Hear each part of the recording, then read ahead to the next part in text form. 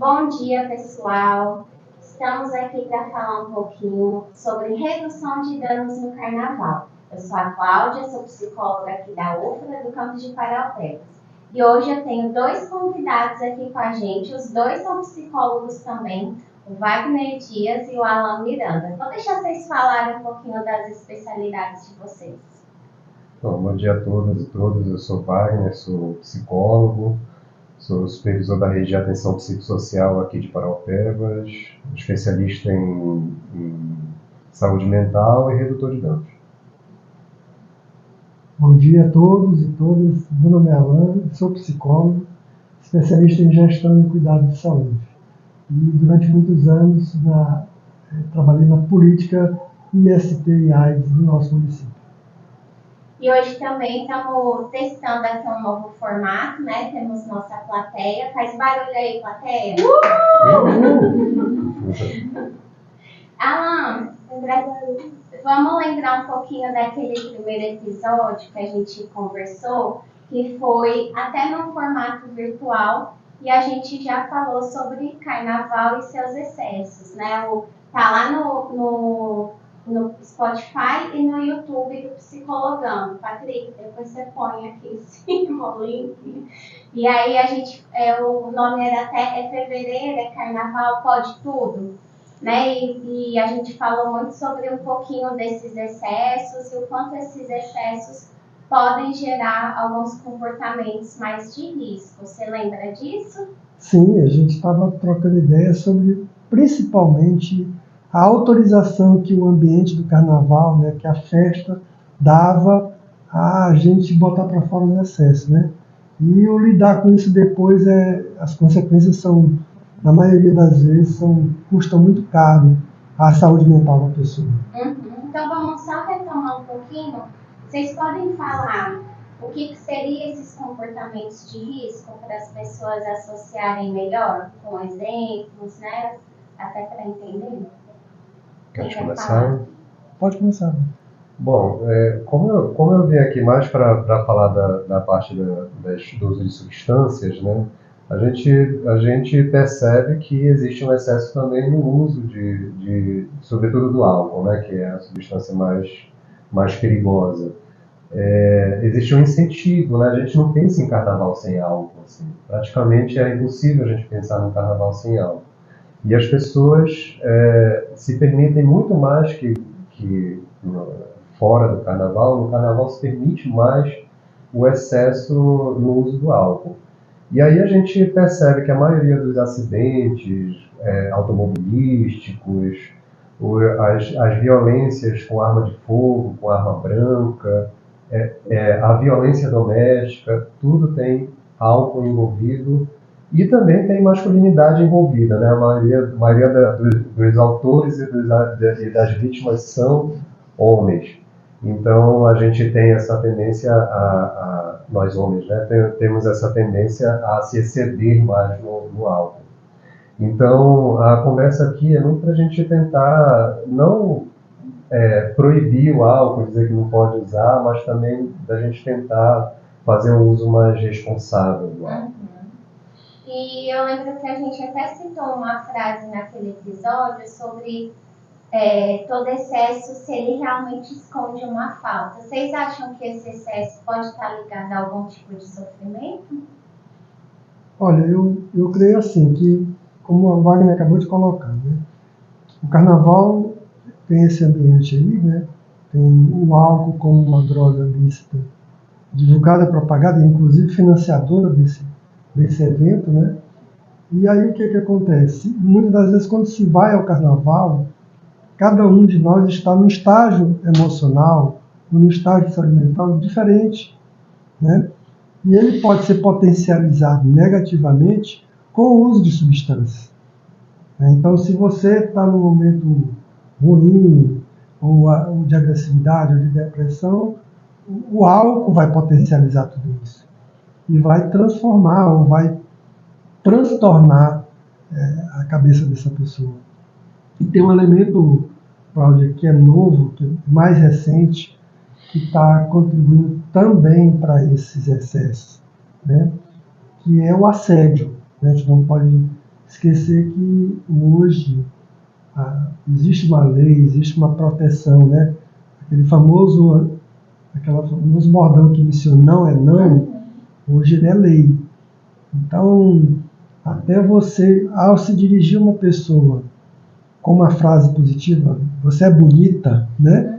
Ela, dependendo da entonação de para quem você dirige, ela é considerada crime, é considerada assédio.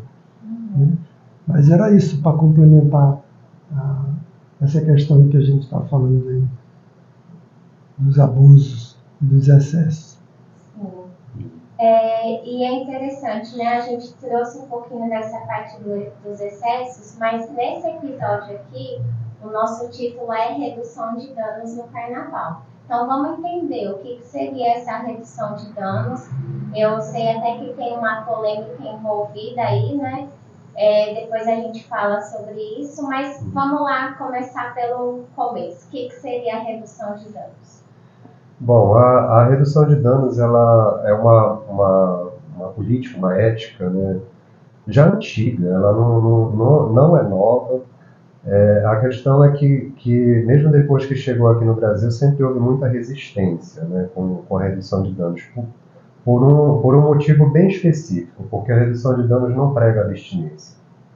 Né? A abstinência também faz parte. Mas ela prega o respeito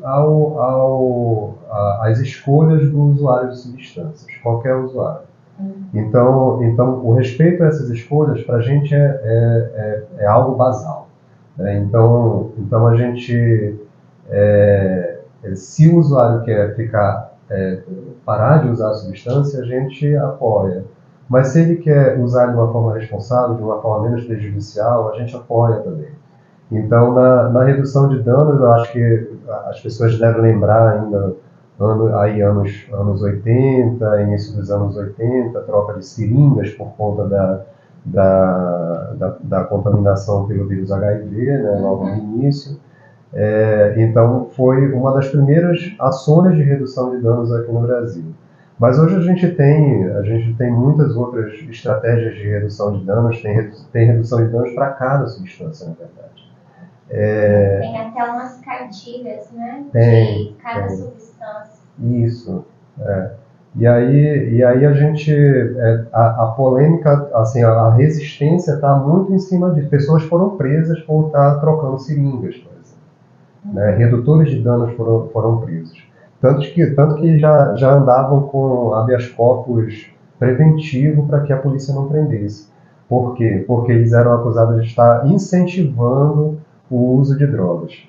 E, na verdade, se a gente chegar, vamos dizer que nós estamos num grupo e a gente resolve fazer uma ação de redução de danos, uma ação sobre drogas no carnaval. Se a gente chegar pro brincante, né, para a pessoa que vai para o carnaval e diz assim, olha, você não pode beber, a gente vai sair de lá muito frustrado, porque as pessoas não vão parar de beber. Mesmo que a gente mostre os dados do SAMU, da UPA, né, do número de acidentes, do número de mortes, do número de violência, que é muito grande envolvendo o álcool, mas as pessoas não vão parar de beber. Porque como o Alan falou, o álcool está presente em todos os lugares, ele é incentivado inclusive pela música, pela cultura. Né? Então é muito presente na nossa cultura. As pessoas estão, né, os jovens estão se socializando em volta do álcool. Então não tem como parar de beber. Mas será que tem como a gente não arriscar nossa vida com o álcool e nem a vida das outras pessoas? É isso que a gente chama de redução de danos. Uhum. E quais seriam essas estratégias, né? Tem como falar um pouquinho sobre isso? Tem. O Alan falou da questão das mulheres, né, do assédio. E eu estava no caminho aqui que a gente estava vindo, eu estava lembrando de uma estratégia importante, que é não deixar o copo sozinho.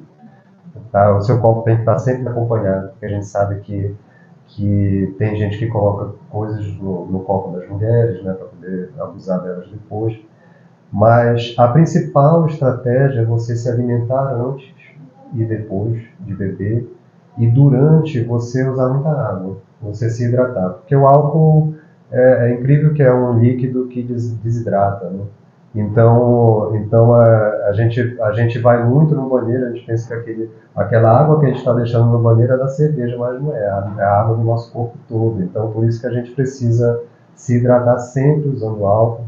Com a água, a gente não fica bêbado tão rápido e os efeitos posteriores da ressaca, né, são muito menores. Então, a principal estratégia é a alimentação e a água. Por incrível que pareça, é uma coisa assim que muita gente não faz. Outra coisa é você sair sempre com pessoas confiáveis, né, se acontecer alguma coisa, você ter gente de confiança que possa cuidar de você. Claro, não dirigir é também uma estratégia de redução de dano. Não dirigir sob o efeito do álcool. Não misturar a bebida, a cerveja com a cachaça, com os destilados, né? Uma coisa que muita gente tem feito hoje é de misturar o energético com o álcool. E isso é uma bomba no coração. Tanto que tem muito jovem de 20 e poucos anos indo para as emergências com problemas no coração por conta disso. Porque é uma sobrecarga para o coração você lidar com essas duas substâncias. Né? Então, a mistura do energético com álcool é muito prejudicial. Então, ou você toma o energético, ou você toma o álcool. Fora isso, eu acho que é importante também a pessoa se conhecer, né? Porque as pessoas falam o bordão, né? Foi mal, estava doidão, né? Que bebe e faz besteira.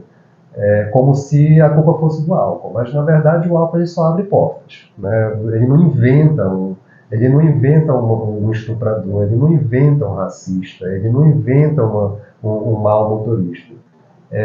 O álcool ele só faz aquilo que está dentro da gente se colocar, se expressar. Então, se você está triste, não beba. Né? Se você está pensando em fazer besteira com a própria vida, não beba. Agora, se você está querendo celebrar, se você está feliz, aí o álcool vai te ajudar a expressar melhor essas emoções. Né? O álcool pode ser muito prejudicial, mas ele pode ajudar aquela pessoa que é tímida, né? que quer dançar, mas não se permite, que quer falar mais, mas não se permite. Então, ele pode ter uma ação positiva sobre a personalidade da pessoa, né? Se permitir mais. Mas se a pessoa notar que não está bem, é melhor não beber. Uhum.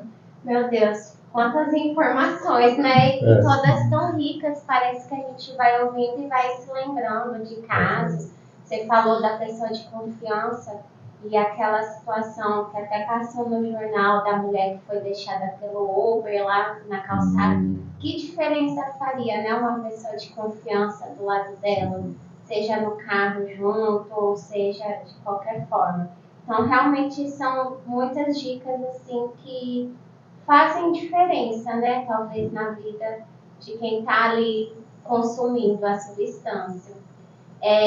Voltando um pouquinho para essa polêmica, você falou a palavra do incentivo, que é só a gente pesquisar na internet a gente vê, né, que redução de danos já vem logo também essa questão, né, de o grupo tal está promovendo incentivo. E eu relacionei aqui refletindo se pode também ser um preconceito até que a gente às vezes tem o Setembro Amarelo, de falar sobre o suicídio é um incentivo para as pessoas. A gente passou muito no início, né, do Setembro Amarelo, esse preconceito também. Quando começou a falar, já veio logo alguém, não vamos ficar falando disso, né? Então, se também pode ser uma coisa mais voltada, obviamente, a um preconceito, mas se poderia, com o tempo, minimizar e ser uma campanha válida, né, mais aceita. Culturalmente, a gente percebe que o nosso país ele se protege do conhecimento, né? Porque quando a gente quer reduzir índice, por exemplo, de gravidez indesejada, de abuso de sexuais, de violência, o mecanismo mais certo é o aprendizado, é o conhecimento. E a nossa cultura, ela protege, ela acha que essa tarefa, ela não é pública, ela não é coletiva, ela é individualizada, né? Ela é familiar, e a gente sabe que não, né? Até porque onde ocorre a maioria dessas situações é nesses ambientes não permissivos, ou seja, de bloqueio do conhecimento. Então é muito importante a gente ficar atento a isso, que é uma falha de comunicação que pode gerar vários entraves. A política de redução de danos, ela sempre teve esse peso de que o conhecimento aumentaria o consumo, né? Agora, você saber como é que funciona tal droga vai aumentar o consumo, né? E eu gosto de dizer assim, isso é verdade, porque as pessoas só consomem mais álcool por quê? Porque o álcool virou, né, uma droga lícita, mas que virou algo social. Aonde você abrir hoje as redes sociais ou a mídia, você vai ver o álcool, né? Ou alguém vai para o camarote dar cerveja para beber água, né? Camarote tal é para beber álcool, né? Então o consumo em cima das drogas lícitas, elas são protegidas pela própria sociedade. E aquelas ilícitas, né, elas são demonizadas. Aí o Wagner acabou de falar sobre os acidentes, né, principalmente envolvendo o álcool. É só a gente botar na ponta do lápis, né, o que mais mata, se são as drogas ilícitas ou uma droga lícita, né, potencialmente. Não querendo falar sobre a descriminalização, nem nada, mas falando sobre a potencialização em termos de vida, de saúde mental. E como que a pessoa busca ajuda, né? Acho que é sempre importante, no final de uma discussão da nossa área aqui, né, psicológica, dar esse encaminhamento também, né? Quais são as estratégias também dessa ajuda? Tá, e a gente tem, na política pública, a gente tem, claro, a política de saúde, que tem toda uma rede de serviços, né?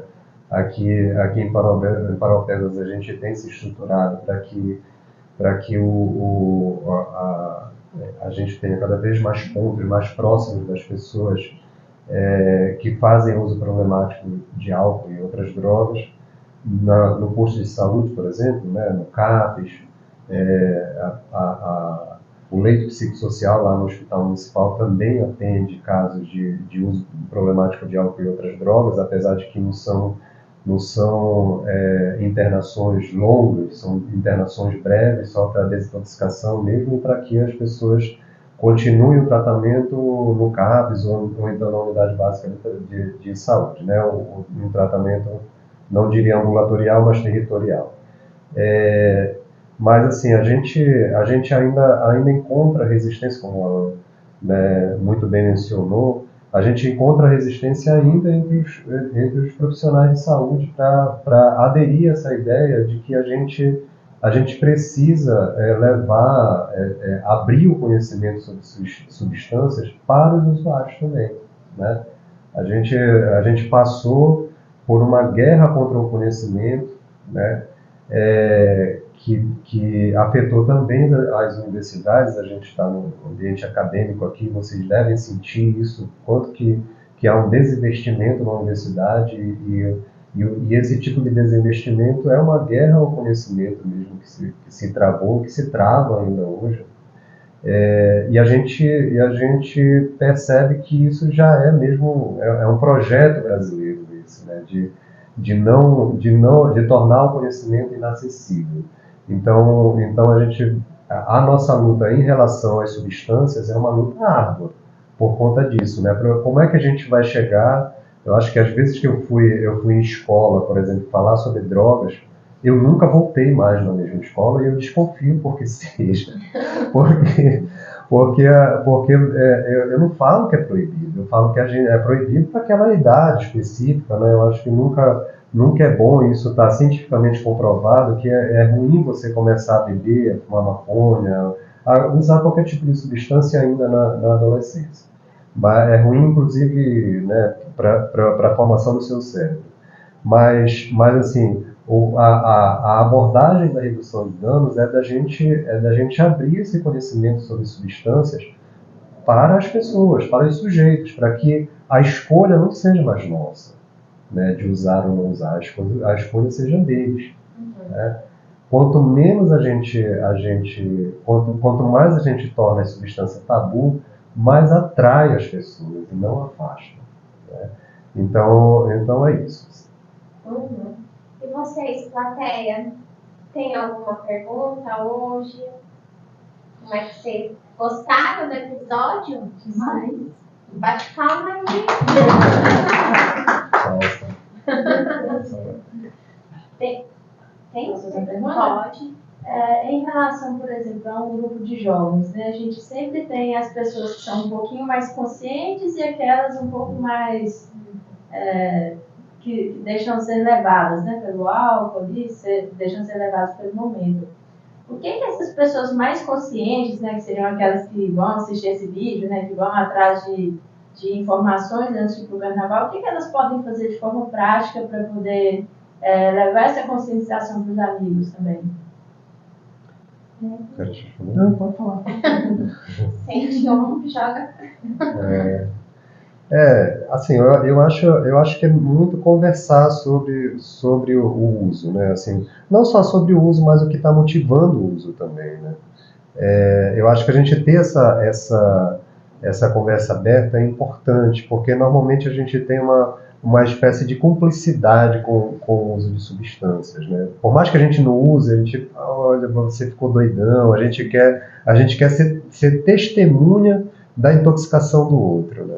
Então eu acho que a gente precisa, sem ter uma atitude proibicionista, a gente levar um pouco de informação para que a escolha da pessoa por usar tal ou qual substância e a quantidade e o local também seja uma escolha mais consciente, né? Assim, oferecer a sua companhia para que a pessoa, né, conte com você, ou seja, você é uma política de amizade, né? É uma política do companheirismo, assim, para que você, mesmo você falando tudo isso, você escolher, eu vou estar do seu lado. Uhum. E você sabe que... Não, eu só dizer, seja aquela pessoa de confiança do grupo, né? A pessoa consciente, a gente estava dando como medida preventiva, né?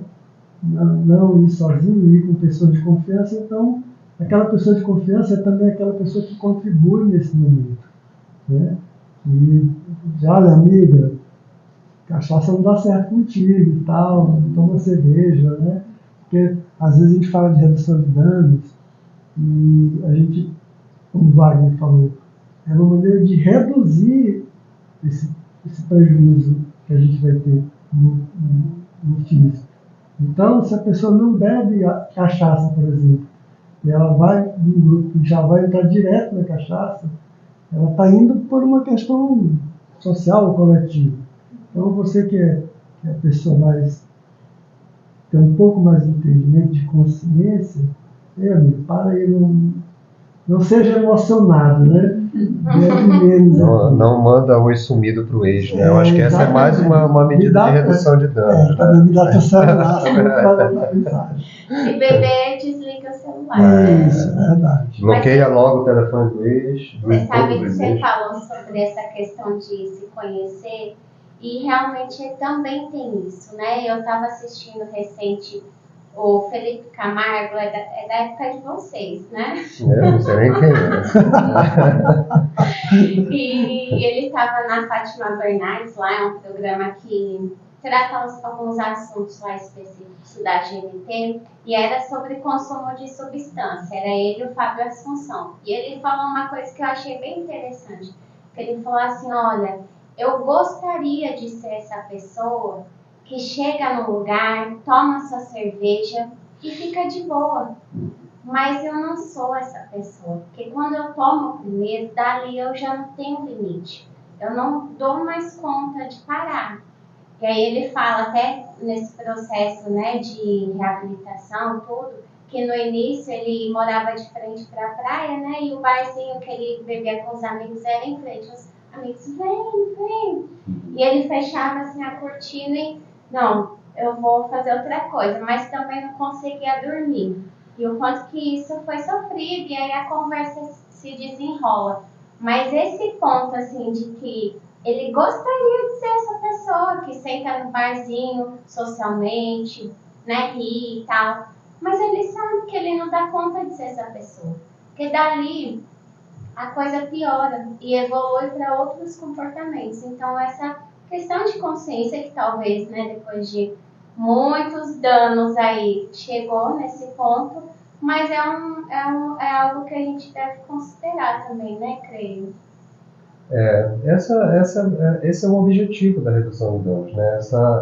Esse nível de autoconsciência para você que você mesmo consegue dizer essa substância, ela me faz bem, eu fico bem com ela. Já essa daqui eu não posso nem chegar perto, né?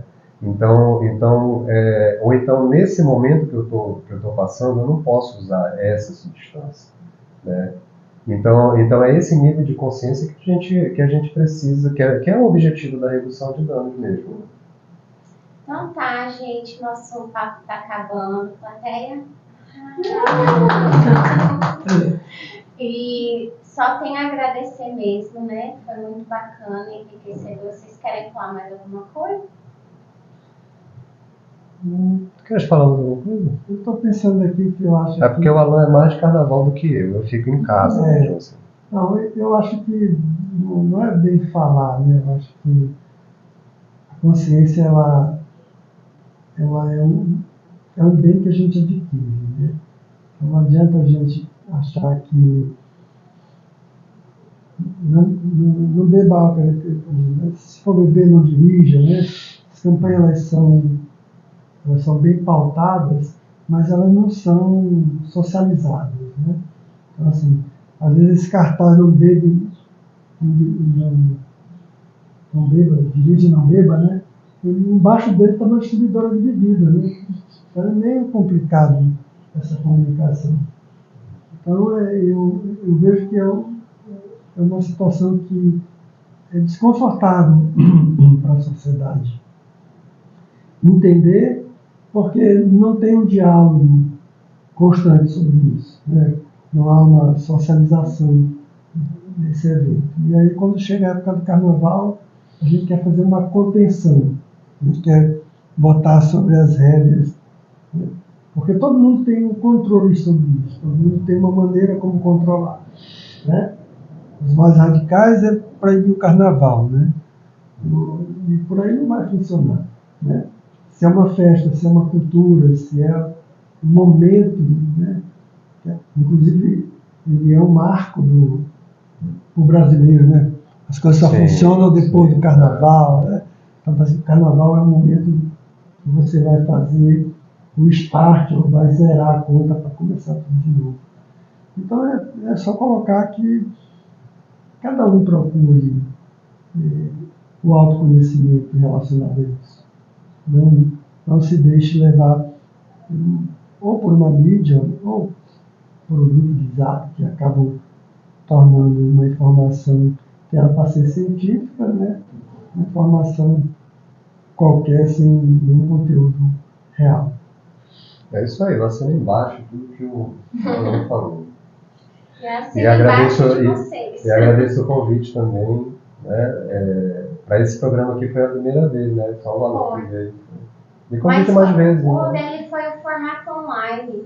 Ah, verdade. Foi. Verdade. Mas então é isso, pessoal. Só tenho a agradecer esses convidados sempre incríveis, né? Quase um servidor vai ganhar uma medalha. Eu já bati meu ponto ali vocês. Então tá, gente. Até a próxima. Bom carnaval a todos.